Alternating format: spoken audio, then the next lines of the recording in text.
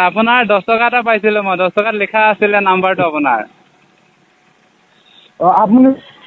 ক'ৰ পৰা কৈছে মই গুৱাহাটী কিবাৰ পৰা কৈছোঁ জালুকবাৰীৰ পৰা কৈছোঁ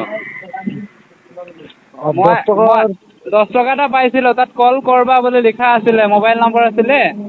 সেইটো আপোনাক দিয়া নাই মই